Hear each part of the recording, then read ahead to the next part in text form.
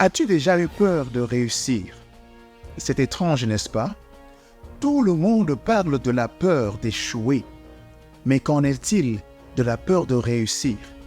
Pourquoi est-ce que parfois la simple idée d'atteindre nos objectifs nous paralyse, nous fait avoir la boule, les crampes au ventre?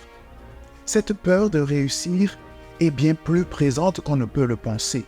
Dans cette vidéo, je vais t'expliquer pourquoi la peur de réussir peut être paralysante, peut être effrayante. Et les raisons que je vais évoquer, je suis sûr, vont te surprendre.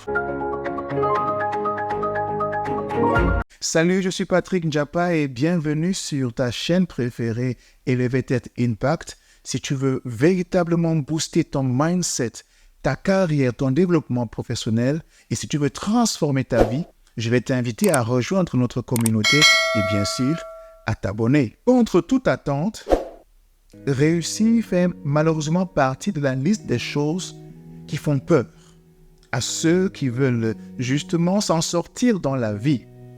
Parce qu'on se dit, si je réussis, qu'est-ce que les autres vont penser? Qu'est-ce que les autres vont dire?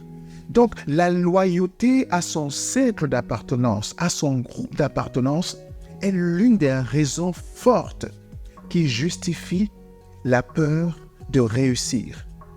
Quand on regarde par exemple les études menées par le scientifique américain Abraham Maslow, on se rend compte que dans la pyramide qu'il a dressée, il y a un élément qu'on appelle le besoin d'appartenance.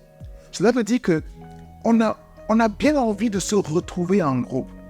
On aime bien se retrouver avec les autres. On aime bien être accepté par les autres. C'est pour ça qu'on fait toujours le nécessaire pour être bien reçu, pour être bien accueilli, pour ne pas être mis à l'écart.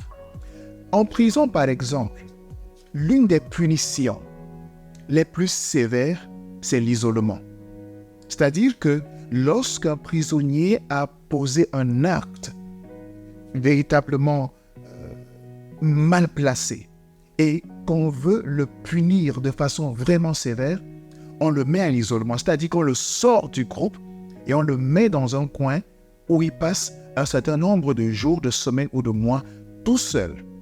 Parce qu'on a compris que notre besoin d'être en groupe, d'interagir avec les autres, nous permet de nous sentir humains, de nous sentir vivants. Et donc, lorsqu'on nous coupe de ce groupe, de cette communauté, on est mal à l'aise et on souffre, on déprime, on est anxieux. Donc, quand on revisite cette pyramide d'Abraham Maslow, on se rend compte que ce besoin d'appartenance est un besoin réel.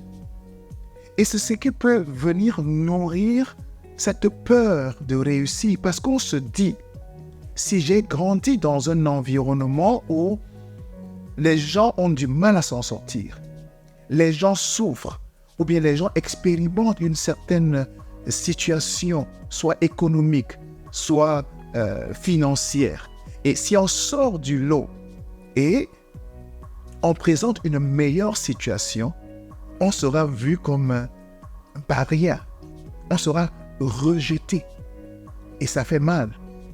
Et donc pour anticiper sur cette douleur-là, on préfère ne pas réussir. Ça paraît bizarre, mais c'est pourtant ce qui se passe. Je te prends un exemple personnel. Il y a quelques années, j'ai acheté un véhicule et je suis allé faire un travail dans une entreprise avec un ami qui, selon moi, avait un véhicule qui n'était pas là, au même standard que le mien. OK? Et je me suis rendu compte que quand je suis arrivé, je n'ai pas garé dans le parking immédiat de l'entrée. J'ai garé un peu loin. Premier constat. Deuxième constat, je me rends aussi compte que au moment de partir, je traîne la patte. Je ne sors pas au même moment que lui. Je traîne de manière que lui, il va partir d'abord et moi, je vais partir ensuite. Sur le coup, ça ne m'a pas dit grand-chose. Mais après, lorsque j'ai revisité cette situation dans mon esprit, je me suis dit, mais tiens Patrick, qu'est-ce qui s'est passé? Et là, je me suis rendu compte qu'en réalité, subconsciemment, je faisais tout pour ne pas m'exposer. Ou alors, pour ne pas exposer ce nouveau véhicule que j'avais. Parce que je savais que lui, il avait un véhicule différent. Et que mon véhicule avait un standard plus élevé que le sien. Ce qui fait donc que m'exposer, ou alors garder mon véhicule tout près du sien, allait être une opportunité pour lui, peut-être de se sentir mal à l'aise, ou alors de me voir autrement. Or, ça me semblait important de garder un certain alignement avec lui, même si ce que je possédais était une opportunité pour moi de me démarquer. Je dis encore, ça paraît bizarre, mais c'est autant de choses qui nous arrivent au quotidien. Et c'est pour ça que je te raconte cette histoire, pour que tu puisses avoir une image claire. Parce que je peux le dire en disant simplement la loyauté à son groupe d'appartenance, ça peut sembler trop théorique, trop philosophique. Mais en réalité, c'est des choses que nous expérimentons au quotidien. Okay? Dans les familles, par exemple, lorsque quelqu'un commence à avoir de l'argent, on dit « Ah, il se prend la tête. Il se prend pour qui ?» Lorsqu'un collègue en entreprise commence à avoir ou bien des promotions, ou bien des lettres de félicitations, ou des encouragements, ou bref, toute chose qui permet que ce collègue-là se distingue, alors les autres commencent à le voir différemment. Et ça peut être source d'animosité, de conflits et d'autres disputes qu'on peut vivre et expérimenter en entreprise. La loyauté à son groupe d'appartenance peut, consciemment ou non, subconsciemment ou non, justifier cette peur du succès. Parce qu'on se dit, si je réussis, du coup, je ne serai plus membre de ce groupe. Ou alors, je serai en train d'entrer en contradiction avec ce qu'on m'a enseigné lorsque j'étais dans ce groupe-là. Si par exemple, dans une famille, à une jeune fille, on dit, n'épouse pas des garçons qui viennent de cette région parce qu'ils sont X, parce qu'ils sont Y, parce qu'ils sont Z.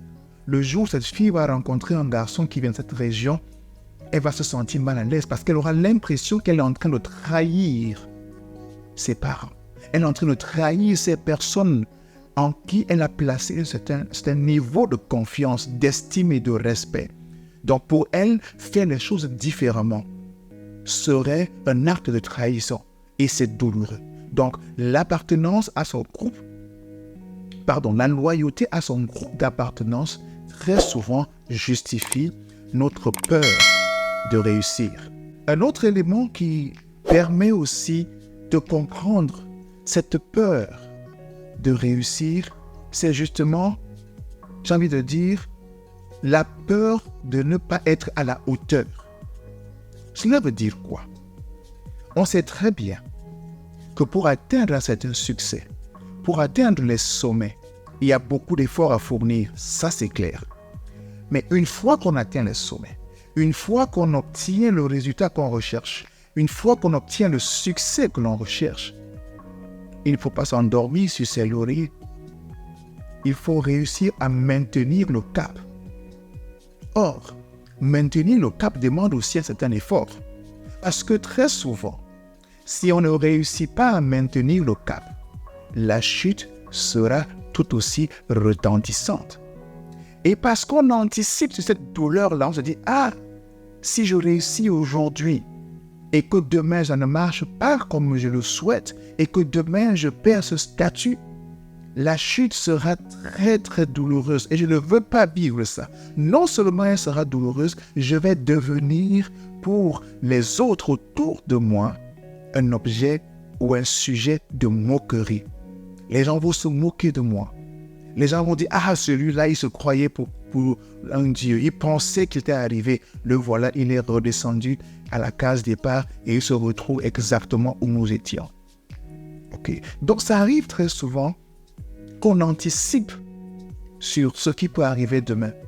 Et je dis souvent que il y a deux armes que nous avons. Il y a la mémoire, il y a l'imagination. Mais très souvent, ces deux armes sont utilisées contre nous-mêmes. Cela veut dire quoi? Quand on veut penser à ce qu'on a eu à vivre dans le passé, par exemple, très souvent, on utilise notre mémoire pour faire venir à la surface ces souvenirs négatifs. Okay. C'est le premier réflexe que l'on a. Il faut réussir à s'habituer à faire les choses autrement pour ne pas tomber dans ce piège-là. Ça, c'est ce qui se passe avec la mémoire. Une autre chose avec l'imagination. Quand on pense au futur, on imagine d'abord ce qui peut ne pas marcher avant d'imaginer ce qui peut marcher. Donc, lorsqu'une personne se met à penser au succès qu'elle peut atteindre, professionnel, personnel, financier, matériel, spirituel, quoi que ce soit, il se retrouve, ou bien elle se retrouve, cette personne, en train d'imaginer ce qui peut se passer si les choses vont mal. Et bien sûr, le cerveau est tel que si on regarde les choses d'un point de vue négatif, les raisons, les excuses, les arguments pour justifier ce point négatif-là vont se multiplier. Okay? Parce que là où va ton attention, va aussi ton énergie. Bon, il est important de se dire, si j'utilise mon imagination, comment est-ce que je peux l'utiliser de manière à ne pas m'attirer ces résultats négatifs? Donc, la peur de ne pas être capable de maintenir le cap va pousser beaucoup de personnes à avoir peur, justement, de réussir. Et c'est aussi une preuve d'un certain manque de confiance. Parce que si on a suffisamment confiance en soi, la compétence, l'expertise qui nous a permis de gravir les échelons pour atteindre un certain niveau de succès ou alors pour atteindre le sommet, nous pouvons continuer à utiliser la même expertise pour se maintenir et voir aller plus haut. Okay? Donc, utiliser notre imagination dans le sens positif nous permet de mettre en valeur cette expertise que nous avons pour se dire, mais écoute, je suis arrivé jusqu'ici parce que j'ai réussi à braver tous les challenges qui se trouvaient sur mon chemin. Alors, il est hors de question qu'arrivé au sommet, je laisse tomber. J'ai vu tellement de difficultés, j'ai traversé tellement d'obstacles, tellement de problèmes j'ai eu à résoudre que lorsque j'arrive à ce sommet, il n'est pas question que je redescende. Alors, il ne faudrait donc pas que la peur de ne pas être capable de maintenir ta position, de ne pas garder le cap, soit une peur suffisante pour te priver des privilèges que tu peux avoir lorsque tu vas réussir à garder le cap et même continuer à aller plus haut. Un autre point qui me semble important de présenter, de préciser ici, c'est une autre peur, une autre forme de peur. C'est la peur du changement. Le changement qui conduit à la transformation personnelle. Très souvent, on dit, s'il y a une chose qui ne change pas, c'est le changement. Parce que le changement suppose que ça change, justement. Donc, très souvent, quand les gens sont résistants, quand les gens résistent à un changement, quand les gens sont hésitants, ce n'est pas en réalité que le changement est mauvais. Ce n'est pas que le changement est utile, n'est pas utile, je veux dire.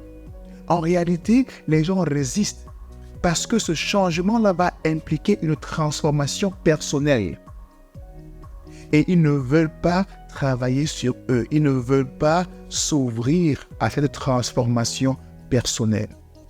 Parce que pour atteindre un certain succès, et je vais le dire, ici le succès n'a pas une définition standard.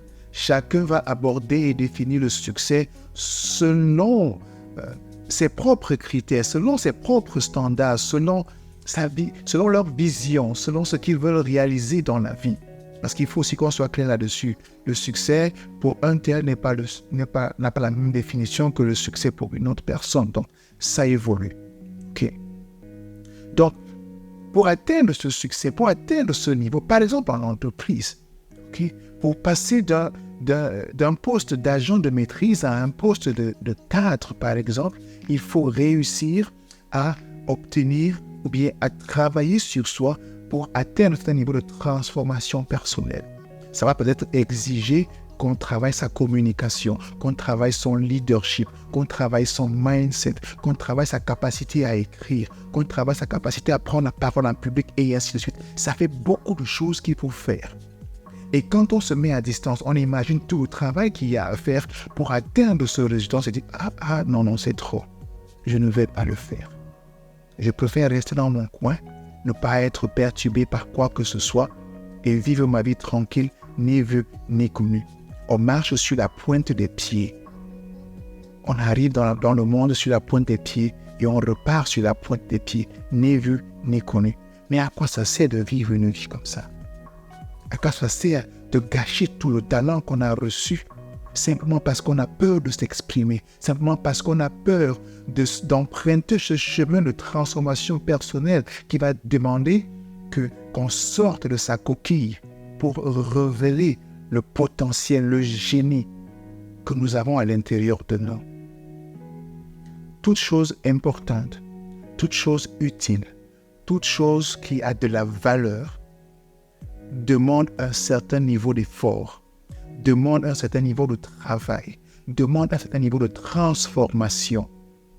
Si ce succès est vraiment utile, si ce succès est vraiment celui qui cadre avec notre mission de vie, parce que je crois que nous avons tous une mission de vie, nous avons tous quelque chose de bien précis que nous avons à réaliser. Et personne d'autre ne réalisera cette chose-là en dehors de nous-mêmes. Donc, parce que le changement commence, la transformation commence par cette première prise de conscience-là. Il faut donc prendre conscience qu'on a quelque chose d'important à apporter au monde. Et quelque chose d'important, ce n'est pas important par rapport à une autre personne. C'est important par rapport à nous-mêmes. Il faut donc accepter d'emprunter ce chemin de la transformation personnelle. Et c'est en empruntant ce chemin de la transformation personnelle que le succès ne devient plus un sujet de paralysie, un sujet effrayant, un sujet de peur. Bien au contraire, il devient ce succès une opportunité, un véhicule pour qu'on réalise la mission qu'on a à réaliser. Je souhaite sincèrement qu'au terme de cette vidéo, la peur de réussir ne soit plus une véritable peur pour toi. Que si jamais tu ressens cette peur, tu ressens ce malaise-là, que ce ne soit pas un panneau stop, que ce ne soit pas un mur qui se dresse devant toi et t'empêche de réussir. Lorsque dans ta tête vont commencer à germer des idées et des sensations d'abandon, dis-toi simplement que c'est une alerte et c'est une occasion de confirmer ce que tu as réalisé, ce que tu as apporté, ce que tu as donné à ce monde. Je souhaite que cette vidéo ait pu apporter une certaine lumière et que tu changes de cap, que tu regardes les choses autrement, que tu prennes une autre direction et une meilleure direction. Merci d'avoir regardé. N'oublie pas de partager, n'oublie pas de t'abonner et n'oublie pas de regarder la prochaine vidéo. À très bientôt.